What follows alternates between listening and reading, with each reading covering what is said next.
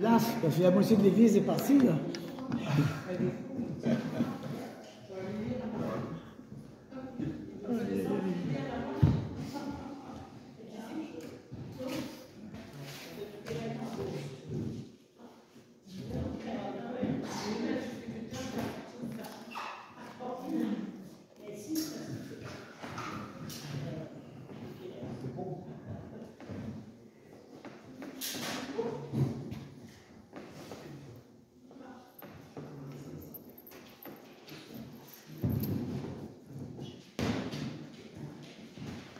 OK, alors, nous voici ensemble. J'aimerais demander à Dieu qu'il visite chacun de vous dans votre cœur, qu'il vous donne à vous un message qui lui appartient. C'est pas mon message, mais le message que Dieu va te donner à ton cœur. J'ai aucune idée qu'est-ce qu'il va te dire. Moi, je sais qu'est-ce que je vais dire, mais lui, qu'est-ce qu'il va dire à toi, je ne sais pas. Mais on va avoir confiance que lui va nous rejoindre et va nous parler. Seigneur, aide-nous. Vraiment, on te demande ton aide. Vous avez entendu cette phrase-là, n'est-ce pas? C'est Jésus qui l'a dit. Faites ceci à mémoire de moi. On a entendu ça. OK? Et évidemment, ma question et notre question, c'est la mémoire de quoi déjà? Et en général, la réponse à cette question-là, c'est que Jésus est mort pour nos péchés, il a donné sa vie, etc. On veut se rappeler qu'il y a un sacrifice que Jésus a fait. Et on a tout à fait raison, c'est vraiment ça. Mais est-ce qu'on peut rajouter un peu plus de matériel à cette... d'où ça vient cette idée de mémoire, par exemple? Jésus dit, faites ceci en mémoire de moi, souvenez-vous. Mais d'où ça vient cette idée de mémoire? Et il dit ça, Jésus, à la dernière Pâque. Jésus dit ça à la dernière Pâque. Donc, c'est le contexte de la Pâque. Maintenant, on a besoin d'un peu d'ajustement. Parce que quand on entend le mot Pâques, on entend que c'est la journée que Jésus est ressuscité. C'est pas ça du tout. Pas dans la Bible. C'est pas la journée que Jésus est ressuscité, c'est la journée que Jésus est mort. OK? Donc, ce qui se passe, c'est que le 10 de Nissan, on va en parler tout à l'heure, le 10 de Nissan, on recevait la brebis, le 14 de Nissan, on la tuait, et le 16 de Nissan, on appelle ça la fête des prémices, c'est-à-dire 3 jours après, 14, 15, 16, 3 jours après, c'était la fête des prémices après la Pâque. Alors, je vais expliquer ça un peu plus tard. Mais le point est le suivant. La Pâque, quand on parle que Jésus est ressuscité, en réalité, dans la Bible, c'est la fête des prémices. Quand on parle de la Pâque, on parle quand Jésus est mort sur la croix. Maintenant, dans notre compréhension de la Pâque, Jésus est mort un vendredi. Oui, c'est vrai que la Pâque a été un vendredi à cette occasion-là, mais parce que c'est le 14 de Nissan, ça peut arriver n'importe quand. Lundi, mardi, mercredi, ça marche avec le calendrier lunaire. Donc, ça ne veut pas nécessairement dire que c'est un vendredi. Mais là, à cause de plusieurs raisons, on sait que c'est un vendredi, mais une des raisons principales, c'est qu'on sait que le lendemain, il y a le sabbat. Donc, et c'est pour ça qu'on se dépêche de décrocher le corps de Jésus, parce que le lendemain, c'est le sabbat. Donc, on sait que c'est le vendredi, et on sait qu'à cause du calendrier lunaire, puis à cause de ce que Pilate était gouverneur de la Judée, que c'est soit le 36 ans après Jésus-Christ ou 33 ans après Jésus-Christ que Jésus a été crucifié. Donc, c'est dans le contexte de la Pâque. Maintenant, quand Jésus, il vient et avec ses disciples, il dit, allez organiser la Pâque. Il dit, allez dans la chambre haute, allez organiser la Pâque. Pourquoi? Parce que ça fait 2000 ans que les Juifs célèbrent la Pâque. Ça fait 2000 ans qu'ils font ça. OK? Donc, c'est comme à l'intérieur de leur fête qu'ils célèbrent constamment. Donc, Jésus, il vient et il célèbre la Pâque juive que ça fait 2000 ans qu'il célèbre. évidemment, Jésus va donner un nouveau sens à ça, puis il va rajouter un sens, mais il ne va pas enlever l'autre sens. Et ça, nous, on a besoin d'apprendre ça. Donc, quand on parle de mémoire, quand il dit faites ceci en mémoire de moi, il faut savoir qu'il y a tout le bagage de la tradition, tout le bagage de la fête juive depuis 2000 ans que Jésus introduit dans cette phrase-là. Donc, pour qu'on comprenne la grande image, on a besoin de comprendre qu'est-ce qui est en train de se passer là. Jésus est en train de célébrer une Pâque que ça fait 2000 ans qu'il célèbre. OK? Donc, il dit, moi je n'ai pas mes lunettes, là, de même après avoir soupé, il prit la coupe. Il dit, cette coupe est la nouvelle alliance en mon sang. Faites ceci en mémoire de moi. Ce qu'on n'a pas toujours conscience, c'est que quand Jésus prend la coupe, en fait, il ne prend pas la première coupe ni la deuxième, mais il prend la troisième coupe. Donc, lui, quand il parle faites ceci en mémoire de moi, il prend la troisième coupe. Donc, on a besoin de comprendre pourquoi est-ce qu'ils prennent des coupes. J'ai mis 4 coupes pour l'image. En réalité, c'est une coupe qui remplisse 4 fois. On s'entend, c'est dans un repas. Okay? Donc, à 4 reprises pendant la Pâque, ils vont boire du vin, ils vont prendre une coupe. Okay? C'est dans un contexte de mémoire. Les fêtes dans la Bible, nous, quand on emploie le mot fête, on pense à party, là, on pense à anniversaire, mais dans la Bible, le mot fête, c'est une fête de mémoire, c'est pour se rappeler quelque chose. Dans un sens, on le fait des fois. Si je dis, par exemple, mon anniversaire, c'est le 26 juin 1953, bien, je me rappelle aussi que je suis né là, à ce moment-là. Voyez-vous? Donc, il y a un élément de mémoire, mais en général, on ne s'occupe pas tellement de la mémoire, on veut faire le party. Okay? Donc, mais dans la Bible, la fête, ou les fêtes, il y a 7 fêtes de l'Éternel, dans la Bible, c'est des fêtes de mémoire. Donc, la Pâque est la première des fêtes sur 7, c'est la première des fêtes de mémoire. Et évidemment, quand Jésus emploie le mot mémoire, il y a toute cette image qu'il y a beaucoup de choses qu'ils doivent se rappeler. Et quand ils sont en train de célébrer la Pâque, ils font un résumé de tout ce qu'ils doivent se rappeler. Ça dure, actuellement, on devait reproduire la Pâque juive maintenant, aujourd'hui, parce que les Juifs la célèbrent encore, et encore avec les 4 coupes et tout ça, ça prend à peu près 4 heures. Okay? Pourquoi? Parce qu'il raconte tout ce qu'il faut se rappeler. Alors, il y en a beaucoup d'affaires à se rappeler, autrement dit, c'est ça que je veux dire. Donc, c'est important de savoir que quand Jésus dit « Faites ceci en mémoire de moi », lui, il a un gros bagage. Nous autres, on a quasiment presque tout enlevé le bagage. On a juste gardé « Jésus est mort pour la croix ». Mais non, c'est pas ça, là. C'est énorme, tout le bagage qu'on doit inclure dans ce mot-là, de tout le bagage qu'on doit se rappeler. Okay? Et c'est ce que j'aimerais faire avec vous autres, c'est de meubler ça un petit peu, ce mot-là. Et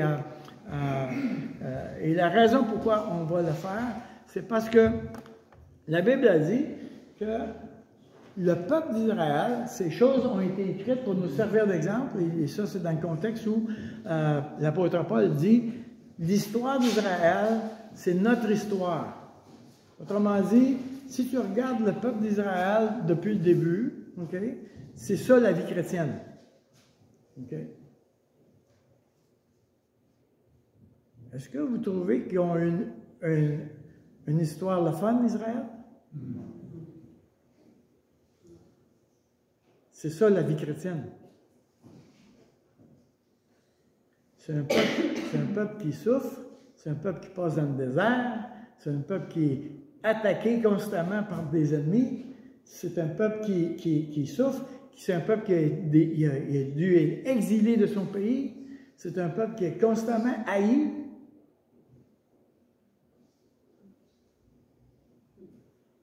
Quand on parle d'antisémitisme, c'est un peuple qui est haï. Maintenant, aujourd'hui, là, il est méga haï. Okay? Paul dit, ce qu'ils vivent, là, c'est nous autres, les chrétiens, c'est notre histoire à nous. Fait que si tu penses que la vie chrétienne, c'est facile, là, oublie ça! Oublie ça, c'est pas ça pantoute! Ça va être l'exil, ça va être la souffrance, ça va être la persécution, ça va être des épreuves, ça va être tout ça! On a-tu compris ce bout-là? Parce que nous autres, on dit à Dieu, moi, je veux arrêter de souffrir. C'est ça qu'ils ont dit à Dieu, n'est-ce pas? Quand on prie, Dieu, viens m'aider, je veux arrêter de souffrir, délivre-moi, c'est ça qu'on dit. Est-ce qu'on a raison de dire ça? Ben oui, il nous le demande. Il nous dit, livrez-nous du mal. Il nous dit, priez. Il nous dit, hein, il veut pas que je souffre. On s'entend, là, c'est pas ça qui est le point. Mais ça va être l'histoire, c'est l'histoire chrétienne. C'est notre histoire. Fait que si tu n'es pas prêt à faire ça, tu n'es pas dans le club, mon ami.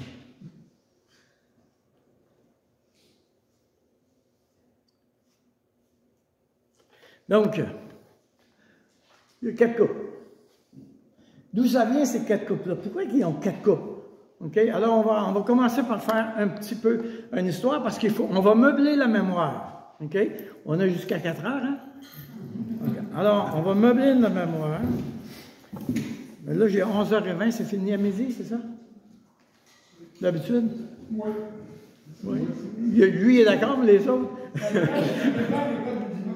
OK, oui. Oui, c'est vrai, hein? Okay. Midi moins quart? OK. Alors, premièrement, ça commence comment? Premièrement, la Pâque, ça commence comment? En fait, ça commence dans Exode, évidemment. On va tourner avec moi dans Exode chapitre 5. Exode chapitre 5 au verset 17. Alors, préparez vos Bibles parce qu'on va être dedans tout le temps, là. OK? Donc, Exode chapitre 5, verset 17. Alors, Israël est en esclavage en Égypte, n'est-ce pas? Ils doivent faire des briques, c'est pas drôle. Ils ont de la misère. Puis là, Moïse vient voir Pharaon, puis il dit, laisse aller mon peuple, Puis le Pharaon dit, ah oui, vous êtes une gang de paresseux. Je vous enlève la paille, puis vous allez faire de la brique pareille. OK? Et on voit au verset 17, Pharaon répondit, vous êtes des paresseux. Voilà pourquoi vous dites, allons offrir des sacrifices à l'Éternel. Maintenant, allez travailler et on ne vous donnera point de paille, on vous livrera la même quantité de briques. Autrement dit, plus ça va mal. OK? Et ils sont maintenant en Égypte depuis 400 ans, et ils sont en situation d'esclavage, et leur situation se dégrade. Maintenant, là, si l'histoire d'Israël, c'est notre histoire, est-ce que tu étais capable de te rappeler qu'est-ce qui se passait avant ta conversion? Avant que Jésus vienne te visiter dans ta vie, ça ressemblait à quoi ta vie? Est-ce que tu peux te rappeler? Est-ce que tu peux voir où est-ce que tu étais? Qu'est-ce qui se passait, etc. Donc, on est en train de faire ça. Et au chapitre 6, verset 1, l'Éternel dit à Moïse, tu verras maintenant ce que je ferai à Pharaon, une main puissante le forcera à les laisser aller, une main puissante le forcera à les chasser de son pays. Autrement dit, Dieu dit à Moïse, oui, c'est vrai que ça ne va pas bien, oui, c'est vrai que c'est difficile, mais moi, Dieu, je vais intervenir. Et en fait, il dit à Moïse, Moïse, tasse-toi et regarde-moi faire. C'est ça qu'il est en train de dire. OK? Et là, il fait des promesses à Israël au verset 6.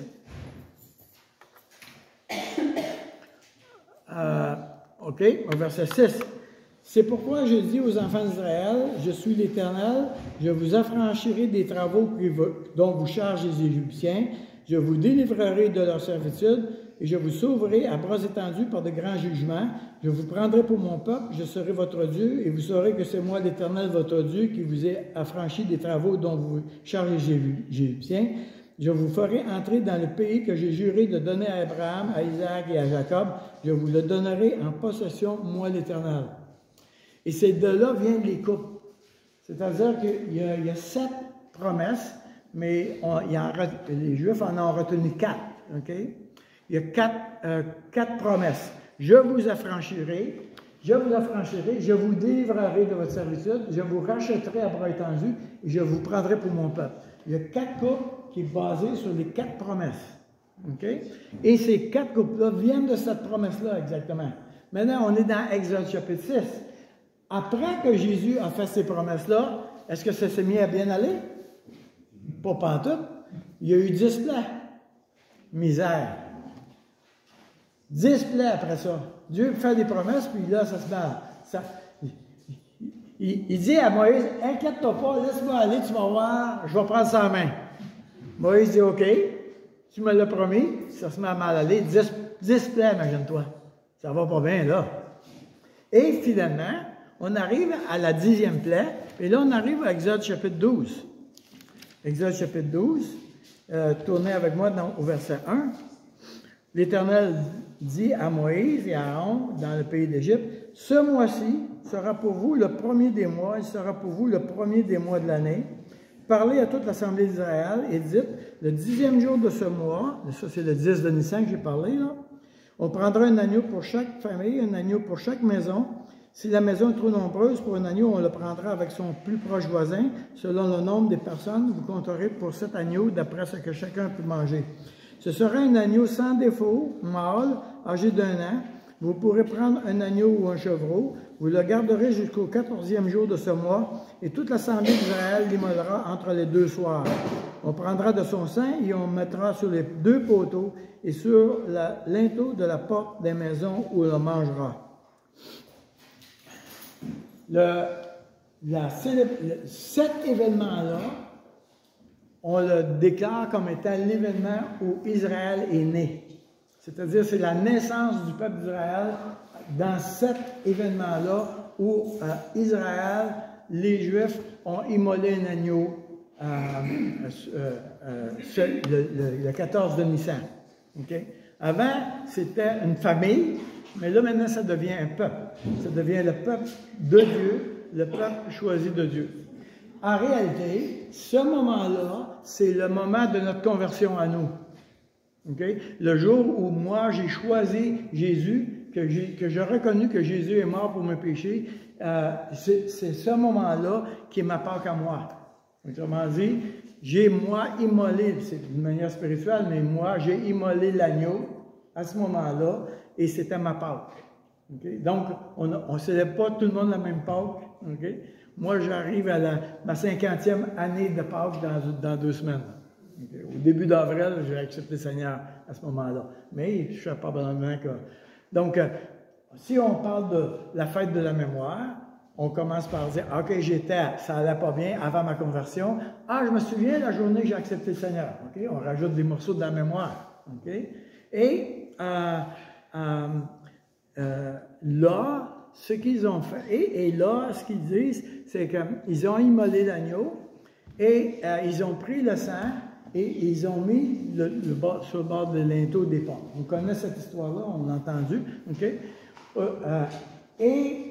Au verset 13, le sang, on est dans Exode 12, 13, le sang vous servira de signe sur les maisons et où vous serez, je verrai le sang et je passerai par-dessus. Il n'y aura point de plaie qui vous détruise quand je frapperai le pays d'Égypte. Le mot en hébreu, c'est passa. Ça a été traduit en anglais par Passover, passer par-dessus. Okay? Donc, le mot Pâques veut dire passer par-dessus. Okay? Donc, maintenant, n'importe qui, même un Égyptien, s'il avait pris du sang et il l'avait mis sur les portes de sa maison, il aura aussi été protégé du jugement de Dieu. Okay? N'importe qui met du sang sur la porte aurait été protégé. Mais, même si tu es le peuple, si tu es un juif à l'époque, puis que tu ne mets pas du sang, tu n'es pas protégé. Ça prend du sang pour te protéger. Vous me suivez? Okay? Donc, donc, le sang de l'agneau, okay, c'est devenu, évidemment, la coupe, la représentation du sang de l'agneau. Et chacun de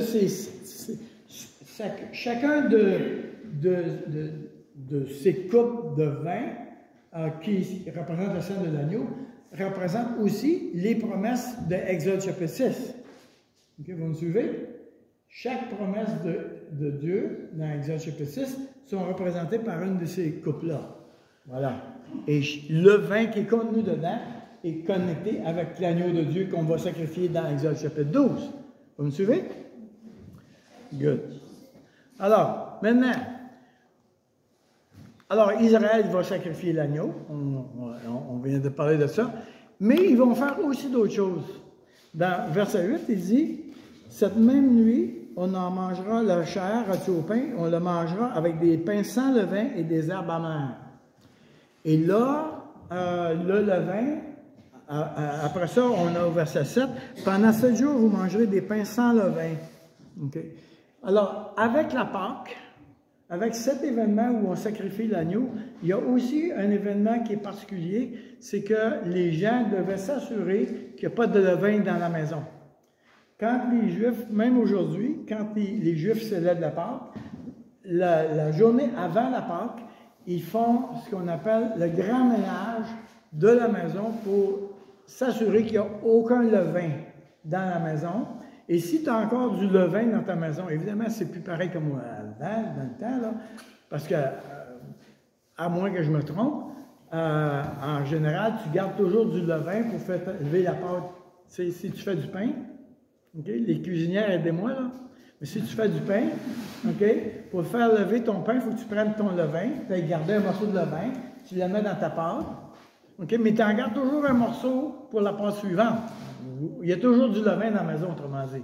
On n'a plus ça parce que là, on achète ça à l'épicerie, on s'entend, c'est pas la même affaire. Mais à l'époque, tu avais toujours du levain dans la maison pour être capable d'avoir ton pain à tous les jours. Donc, Dieu dit, là, aujourd'hui, tu vas enlever tout ce qui est de levain, il ne faut pas qu'il y en ait dans la maison, zéro.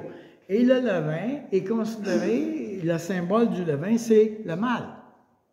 OK?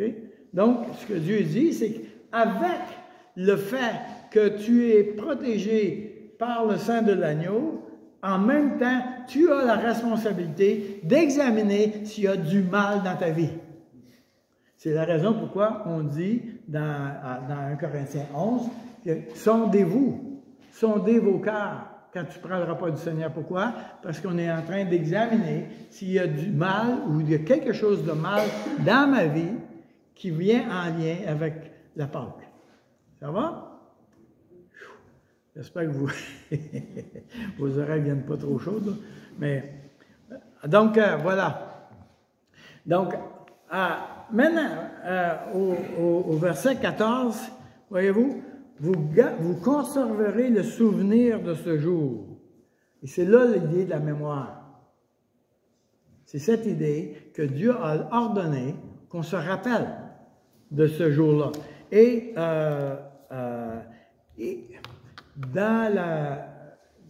même aujourd'hui, dans la tradition juive, pendant le temps de la Pâque, pendant qu'ils célèbrent la Pâque, le 14 de Nissan, comme j'ai dit, la cérémonie dure environ 4 heures, et pendant ce temps-là, ils prennent du temps avec les enfants pour leur expliquer. Et on voit ça dans Exode 13, verset 8. Tu diras alors à ton fils, c'est en mémoire de ce que l'Éternel a fait pour moi lorsque je suis sorti d'Égypte. Voyez-vous, encore le fameux mot mémoire, où Dieu est en train de dire, rappelle-toi, rappelle-toi, rappelle-toi. Donc, je me rappelle avant ma conversion, je me rappelle que j'ai été sauvé du jugement de Dieu, je méritais le jugement de Dieu, mais l'agneau a passé par-dessus moi, j'ai été protégé du jugement de Dieu à cause du sang de Jésus. Je me rappelle que j'ai enlevé le levain de cette journée-là, que Dieu m'invite à examiner ma maison, examiner mon cœur, m'assurer qu'il n'y a pas de mal dans ma vie. Okay? Donc, on se retrouve avec les fameuses 4 coupes, et ces coupes-là, on les retrouve dans le Nouveau Testament. Okay? Alors, par exemple, la première coupe, on l'appelle la coupe de la sanctification. Alors, Jésus, dit, il lève la main, la coupe, et il va dire, alors la coupe de sanctification, c'est la première où on dit à Dieu, merci Dieu de ce que tu nous donnes l'occasion de célébrer cet événement-là. Merci Dieu de ce que tu nous donnes la possibilité de nous rappeler qu'est-ce que tu as fait pour nous. Okay? Et on voit ça dans Luc chapitre 22. Et ça nous rappelle la promesse, je vous affranchirai. Je vous affranchirai. Donc, je me rappelle, Dieu, qu'un jour, tu as commencé à, il n'est pas fini, mais il a commencé à me délivrer de mes liens et de mes éléments d'esclavage dans ma vie personnelle. Première coupe. La deuxième coupe, c'est la coupe de la délivrance.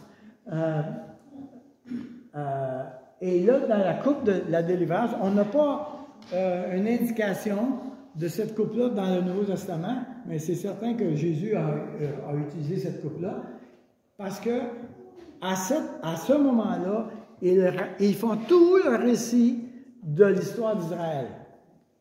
À ce moment-là. Donc, c'est long, on s'entend. Il y a toute une histoire où on raconte, OK, Abraham est venu de Ur en Chaldée, il est arrivé au pays promis à Canaan, puis là, il y a eu des fils, Abraham, Isaac et Jacob, puis là, finalement, Jacob, il y a eu des fils, ces fils-là se sont retrouvés en Égypte, Joseph a été l'intendant des Égyptiens, ben, toute l'histoire. Il raconte tout ça. OK? Faites ceci en mémoire de moi. Hein? Rappelez-vous tout ce que j'ai fait. Et ce que Dieu est en train de dire, c'est qu'il y a un moment, quelque part dans ma vie, où je dois raconter de nouveau mon histoire, non seulement à moi, mais à ceux qui sont autour de moi. Okay? Donc, la deuxième coupe, la coupe de la délivrance. Okay? La troisième coupe, c'est, voyez-vous, verset 20, il prit de même la coupe après le souper. Pourquoi? Qu'il dit après le souper? Parce qu'on est rendu à la troisième coupe. Et cette coupe-là, évidemment, c'est la fameuse coupe de la rédemption. Et c'est pour ça que Jésus dit, ceci est mon sang. Okay. C'est pour ça qu'il dit, c'est la fameuse coupe du rachat où l'agneau a été immolé. Alors, c'est vraiment fascinant, parce que Jésus, regardez bien qu'est-ce qui s'est passé. On a dit, la Pâque, le 10 de Nissan, on prend un agneau, on le met de côté, puis ça doit être un agneau sans défaut. Pendant 4 jours, jusqu'au 14 de Nissan, l'agneau est examiné pour s'assurer que l'agneau n'a pas de défaut. Le 14 de Nissan, on tue l'agneau. Le 16 de Nissan, c'est la fête des prémices, okay? Qui correspond à la résurrection. Maintenant, il faut comprendre une chose qui est vraiment importante, c'est que pour les Juifs, dans l'Ancien Testament, quand on sacrifiait un agneau, la prochaine question qu'on se posait, c'est « Est-ce que Dieu a accepté mon offrande? » Est-ce que Dieu a accepté mon offrande? Et là, il fallait avoir une démonstration que Dieu a accepté l'offrande. Et le fait que Jésus est ressuscité faisait la démonstration que Dieu a accepté l'offrande de Jésus pour nos péchés. Et pour ça qu'on appelle ça la prémisse, c'est la première épi de la nouvelle récolte qu'il va y avoir de tous les hommes qui vont confier leur vie à Dieu. Il va y avoir une moisson immense, internationale de toutes les nations, parce que Jésus est ressuscité le premier, il est le premier-né, il est la prémisse de la moisson de l'ensemble du salut de toutes les nations. Okay? Donc ça, c'est la résurrection. Mais la Pâque, elle, on est là au niveau de la délivrance, de la rédemption. Et Jésus, alors regardez bien, le 10 de Nissan, on prend l'agneau à part. Qu'est-ce qui est arrivé à Pâques à ce moment-là? Jésus est entré en Jérusalem et on a dit « Hosanna au fils de David ». C'est ça qu'on a dit? Hein? On a reçu Jésus, on l'a accueilli, on a mis des branches de palmier. « Hosanna au fils de David ». Hosanna, en hébreu, ça veut dire « Sauve-nous, Éternel ». Le fils de David, c'est l'expression juive pour dire le Messie. Okay? Quand on dit « fils de l'homme » ou « fils de David », on parle toujours du Messie. Maintenant, regardez bien. OK.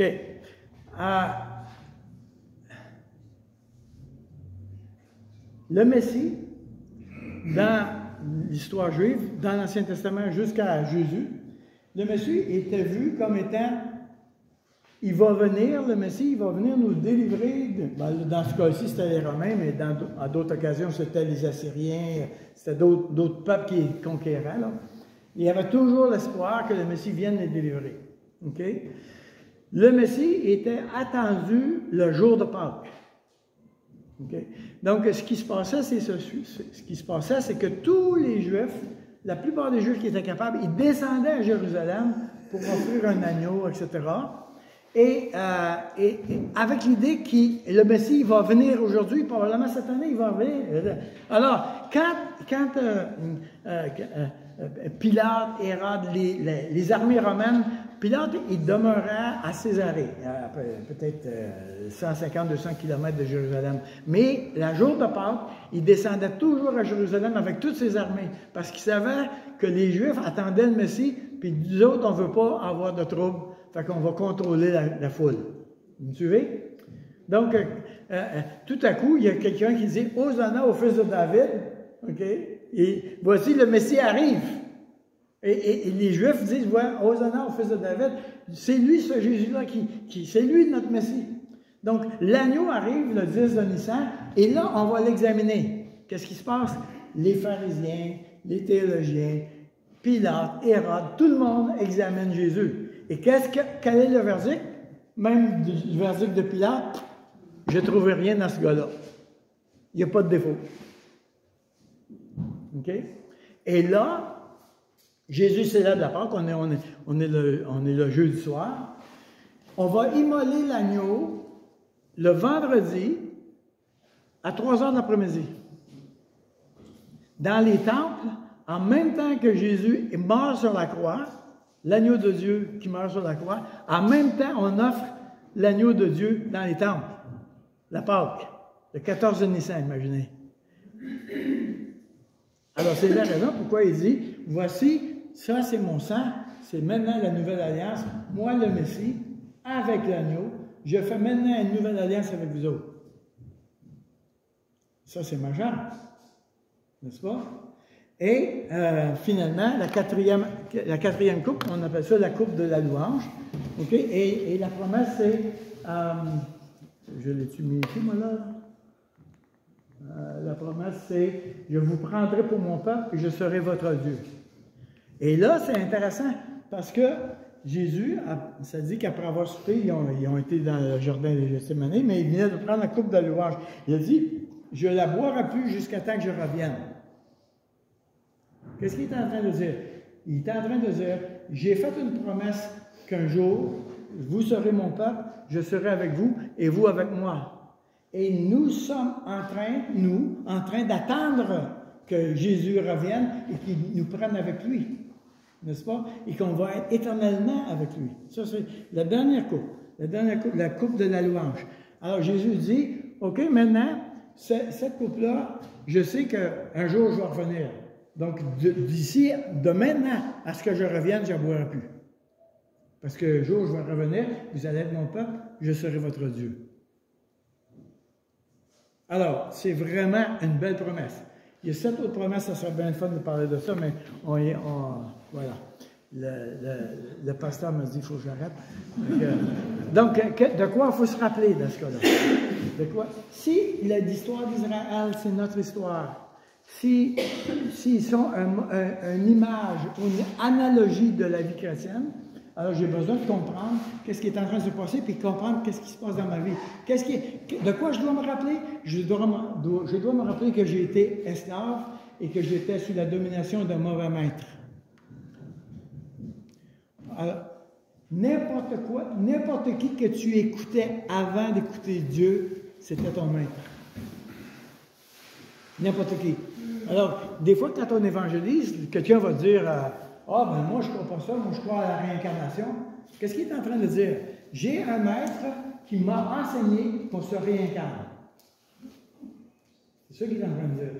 Parce que j'ai écouté la voix de quelqu'un, moi, là, pour dire ça, là. Vous me suivez? Donc, ce qu'il est en train de dire, c'est que n'importe qui parle, qui n'est pas Jésus, est sous la domination d'un autre maître. Donc, première chose, j'étais esclave, j'écoutais n'importe qui. Okay? Ou j'étais contrôlé par quelqu'un. Ça peut être ton mari, ça peut être ta femme. Habituellement, c'est les femmes qui nous contrôlent, mais... non. j'étais esclave. Je dois me rappeler que j'ai reçu des promesses. J'ai eu des promesses. Dieu a fait des promesses. Exode chapitre 6, il a fait 7 promesses. Je n'ai pas vu toutes les 7, mais il a fait 7 promesses. Et Dieu dit, je vais les accomplir. Maintenant, quand il fait des promesses, ça ne veut pas dire qu'ils ont vécu. Il y a eu 10 plaies après. OK? Donc, le 3e, j'ai été délivré. Maintenant, qu'est-ce que Dieu a dit? Je vais vous délivrer, mais c'est moi qui vais le faire. Quand moi je suis esclave, si je pense que je peux m'auto-délivrer, oublie ça. C'est toujours, le salut vient toujours de Dieu. Toujours, toujours. On n'échappe pas à ça. Jamais, jamais. OK? Donc, chaque fois que j'ai un problème, c'est sûr que ça a l'air une formule magique, là, on s'entend. Chaque fois que j'ai un problème, c'est Jésus qui va me délivrer de ce problème-là. Bon, ça c'est le principe. Il ne me délivrera pas de mon problème aussi longtemps qu'il n'y aura pas eu ma permission. Aussi longtemps que je n'aurai pas mis le sang sur la porte, il ne me délivrera pas. Rappelez-vous de ça. Il fait toujours ça. Toujours, toujours. Parce qu'il nous respecte. Okay? Ensuite, je suis sorti de ce monde. Maintenant, j'ai accepté le Seigneur. Exode 12, j'ai immolé l'agneau. J'ai accepté le Seigneur. Je suis sorti de ce monde. Maintenant, regarde bien.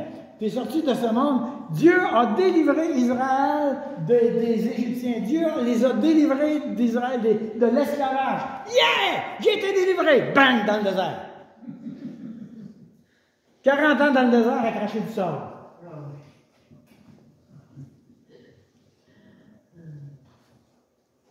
C'est ça la vie chrétienne. C'est ça la vie chrétienne. Combien de fois les gens m'ont dit, j'ai accepté le Seigneur, depuis ce temps-là, ça va mal. Ben oui, c'est bienvenue dans le culte. Mais pourquoi est-ce que Dieu les envoie dans le désert? Il dit, je t'envoie dans le désert pour que tu apprennes que l'homme ne vivra pas de pain seulement, mais de toute parole de Dieu. Et ce qu'il fait, c'est qu'il m'engage à son école. Il entre dans son école. L'école de Dieu, ça se passe dans le désert. Ça se passe entre moi et tout seul.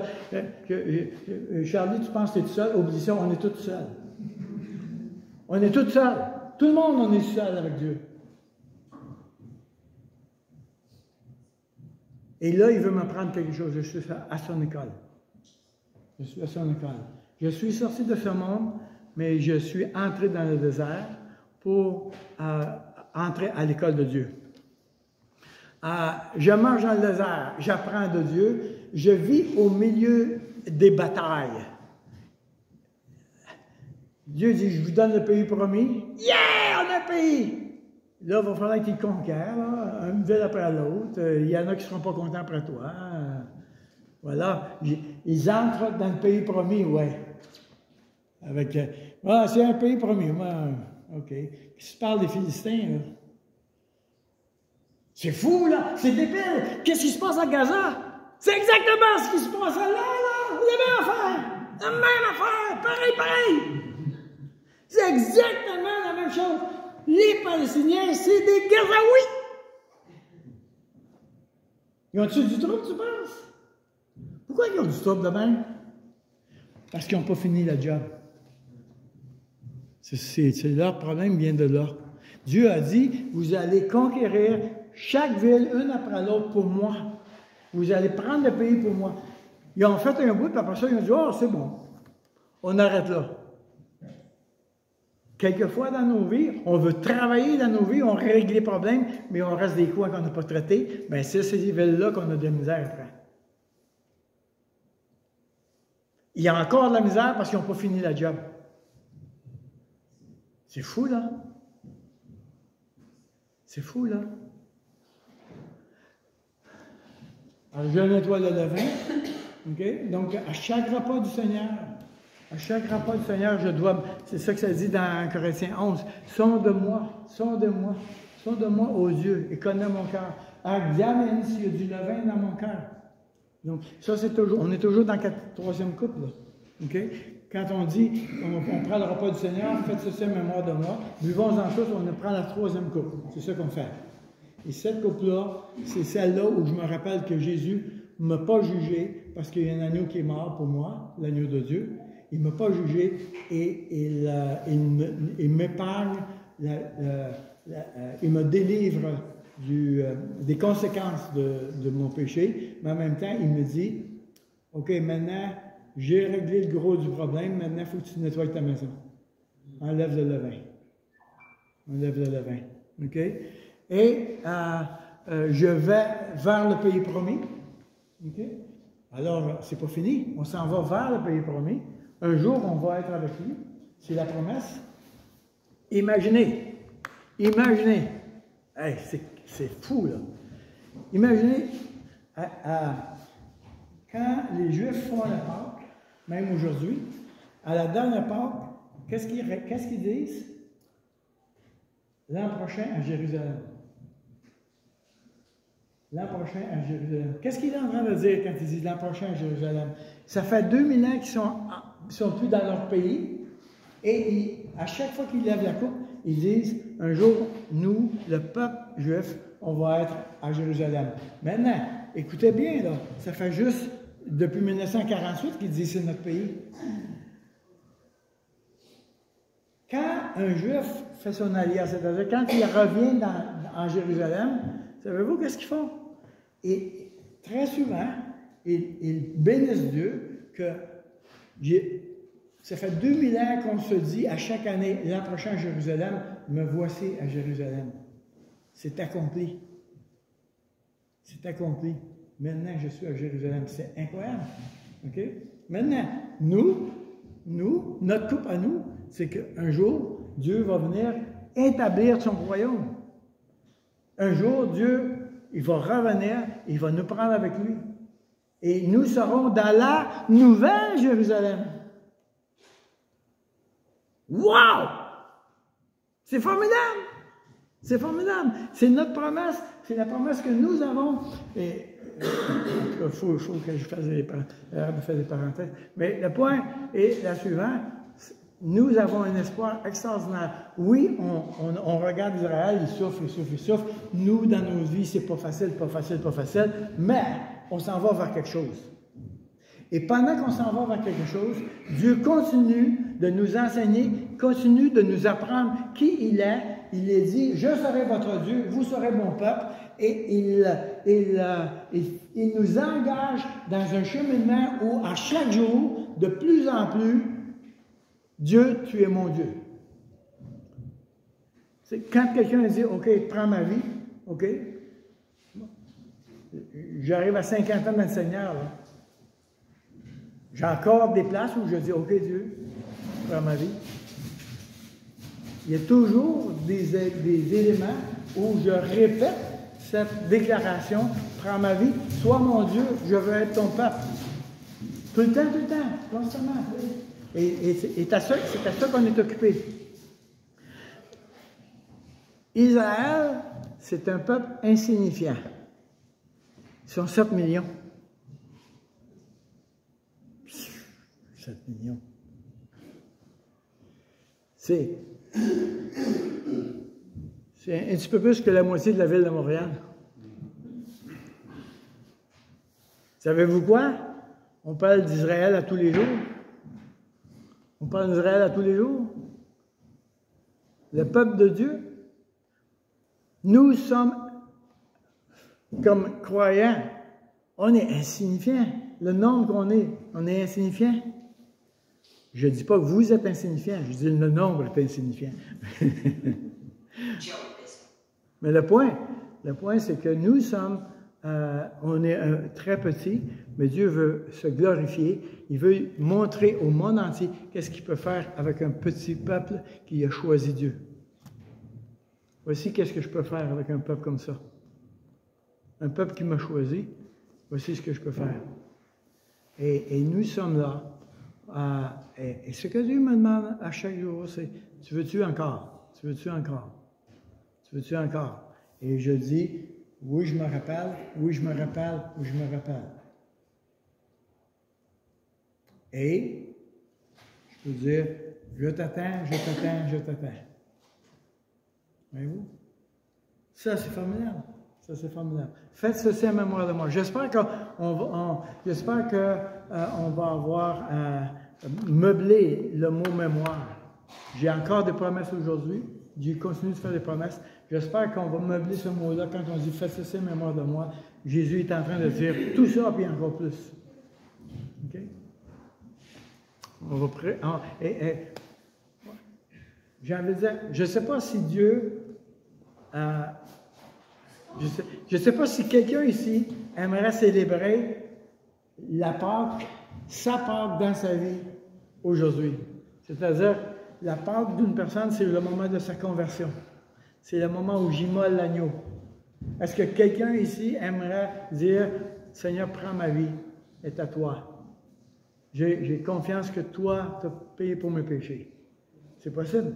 Ça peut être aujourd'hui ta Pâque à toi. Le moment où tu acceptes le Seigneur, c'est le jour de ta Pâque. Alors, je vais inviter Denis, on va juste prier. Bon, je pensais de chanter, mais il est déjà... Merci Daniel. On va prier. Merci Seigneur Jésus pour ce qu'on a entendu, des choses qu'on ne connaissait pas avant, malgré qu'on prenait la coupe chaque mercredi, chaque mois. Et Seigneur, c'est merveilleux tout ce que tu as prévu d'avance. Et oui, la 4e coupe, ton retour. Et Seigneur, je te prie que quelqu'un ici, peut-être qui n'a pas encore compris ou pas encore reçu ton salut. Je te prie, Seigneur, pour cette personne, Seigneur, que tu puisses délivrer cette personne, sauver cette personne, parce que tu es mort pour les péchés. Merci, Seigneur, pour cette réunion de ce matin. Bénis-nous au souper. Merci, Seigneur Jésus. Amen. Merci.